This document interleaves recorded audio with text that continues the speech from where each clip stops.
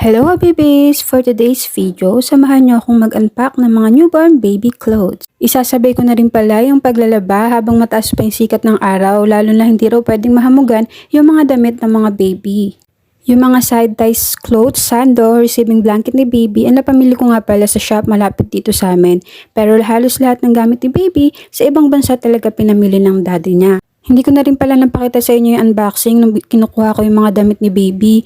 Pero may darating pa naman ng mga boxes at may share ko sa inyo kung ano-ano nga ba yung mga laman na pinapadala niyang mga gamit dito sa amin. Grabe, ang cute talaga ng mga damit ng mga baby lalo na itong mga onesies clothes, sobrang dami niyan. Pero iba-iba naman yung sizes na pinamili namin. Hindi kami masyado nag-invest sa maliliit na mga sizes kasi sabi nila mabilis lang daw pagliitan ng mga baby yan. Tuwang-tuwa nga din ako dito sa mga print ng receiving blanket at set ng bonnets ni baby kasi paboritong sports yan ng daddy niya.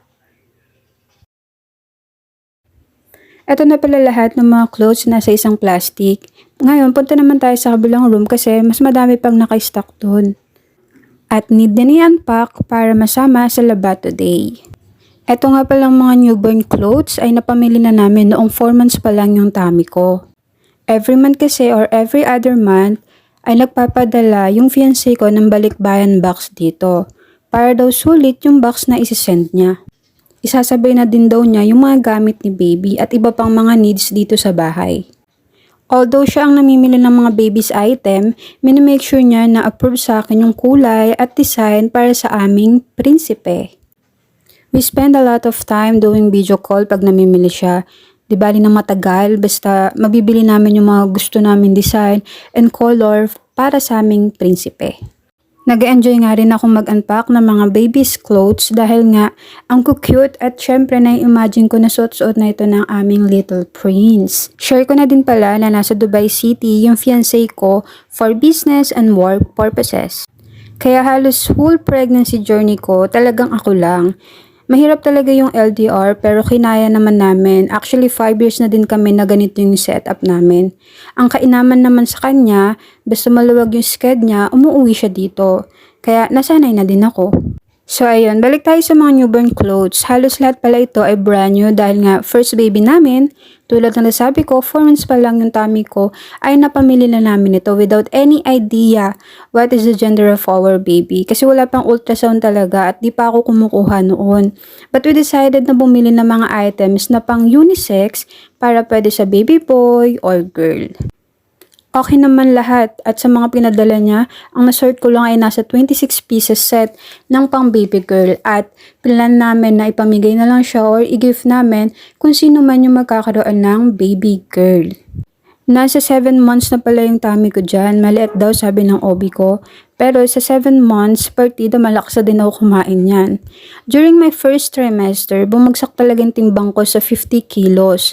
Ngayon, nasa 56 kilos na siya. So, iba-iba talaga yung pagbubuntis ng mga babae. Ang mahalaga naman ay healthy ang baby natin sa tummy, mapaliit man ang ating tiyan o malaki. Habang nag-unpack pala ako ng mga set of onesies ni baby or frog suit, na-imagine ko na nasuot niya yan. Ang cute kasi at very comfy ng mga fabric kaya sure na di may irita si baby dahil sa quality ng fabric niya. Actually, binibilisan ko na talaga mag-unpack dyan dahil hinahabol ko nga yung sikat ng araw at inabot na ako ng tanghali. At today ko din talaga in-schedule yung set ng paglalaba ko ng mga newborn baby clothes. Hindi ko nga alam kung na-overwhelm kami sa pamimili ng gamit ni baby. Pero sure naman ako na magagamit niya naman lahat ng napamili namin para sa kanya. Anyway, ang dami kong talk, diba? Okay, tama na nga at maglalaba na. Ito na pala yung mga second batch ng unpacking natin. So, wash time na! Syempre, uunahin natin yung mga white na labhan gamit ang Unilove. Na-order ko nga pala ito from Shopee, syempre, during sale.